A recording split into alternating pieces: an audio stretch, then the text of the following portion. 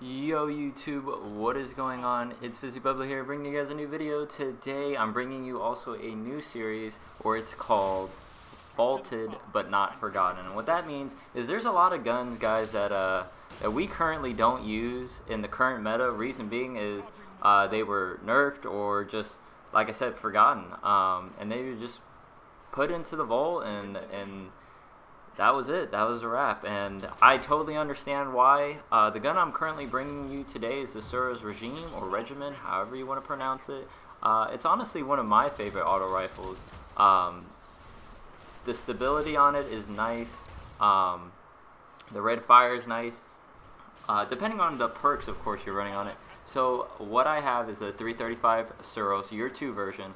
The perks I'm currently using are Smart Drift Control, and you have an option of either spinning up or focus fire. My personal opinion, I like focus fire a lot more.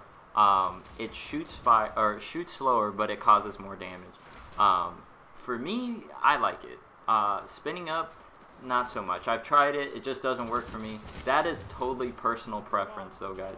And the main perk, the reason why it's given the name Suros, is because of the perk Suros Legacy. With it, guys, the bottom half of the magazine deals bonus damage and has a chance to return health. Keyword there, guys, please, the second part of that is chance, just like life support. It's not guaranteed, so don't think it's going to proc every time. And then Hammer Forge or Lightweight. Obviously, Hammer Forge is the way to go.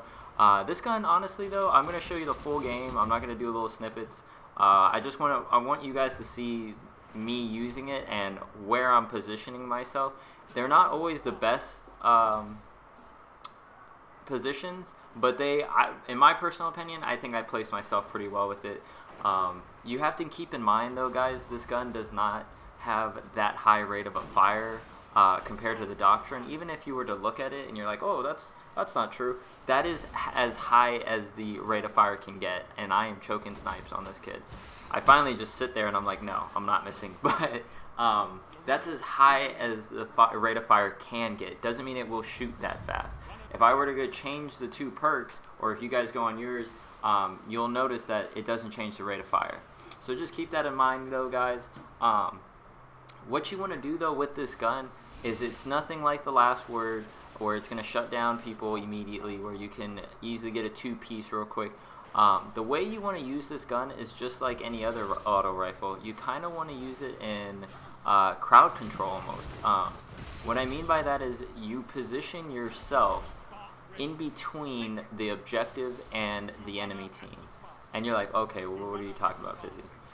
I, a lot of times, like to position myself in areas where the team has to make a decision. Either they go for the objective or they go for cover. And it puts them really in an uncomfortable spot. There's a scenario there. I shouldn't have ran into open cover, but both of them needed to decide whether they wanted to challenge me or they wanted to try to take me both on. One was weak, the other one had full health. The other one ran away while the other tried to. It was just miscommunication. That is how this weapon, though, works.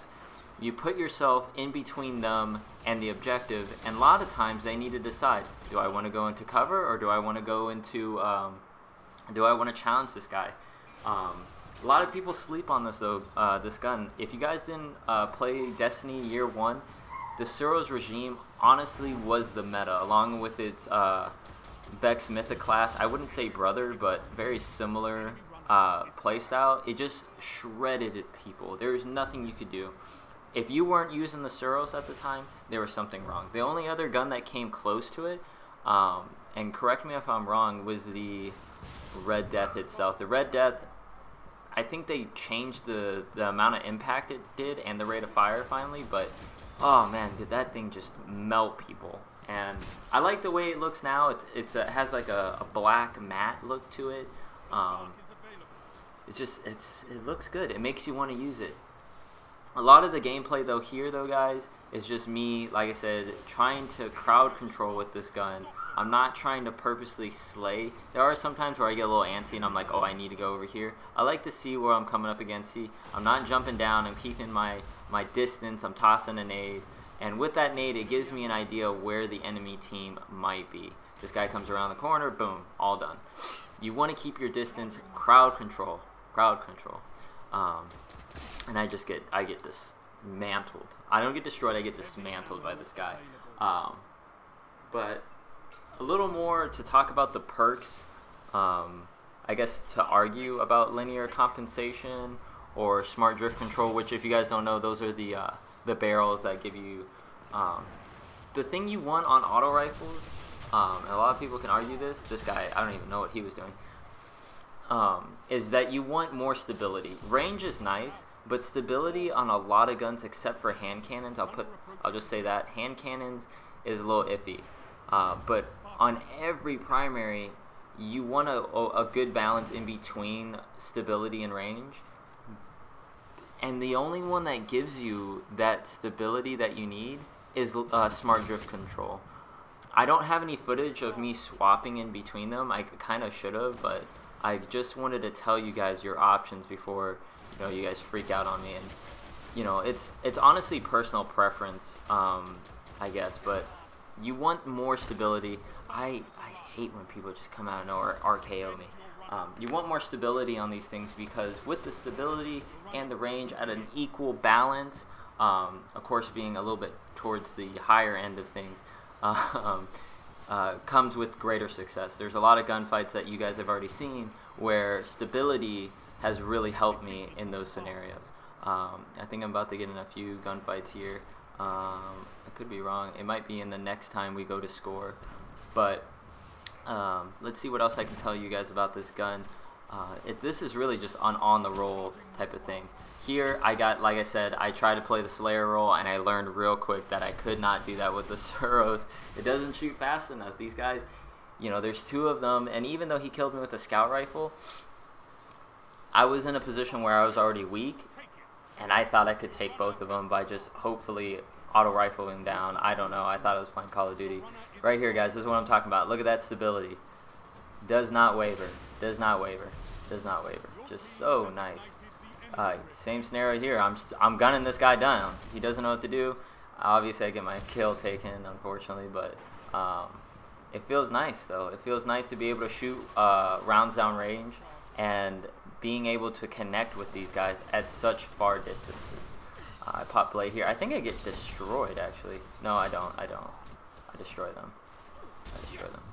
But yeah, like I said, you guys saw right there in that little snippet, that little clip right there, that the stability allowed me to mow down this guy. Nearly killed him if my teammate just did not take my kill.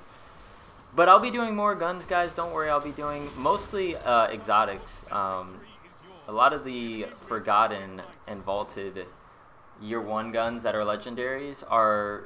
Oh, I'm sorry, I just said what they were. A lot of the guns that are legendary, that are vaulted and are not necessarily forgotten, are legendaries, and I can't obtain those. The only year 1 legendary that I can obtain that I know of is Her Benevolence. The other ones, SOL, I can't.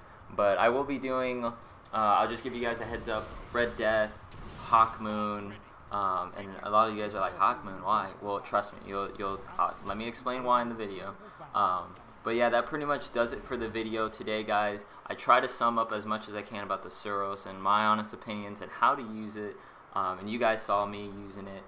If you guys did like the video, make sure you guys hit that like button and subscribe. It shows me support and lets me know that you guys are liking my content. You guys can also hit me up on YouTube. You guys can send me like a message or a notification. Let me know how you guys are liking the videos and what I can improve on. But that pretty much does it for today. You guys have a good one. YouTube. See you later. Peace.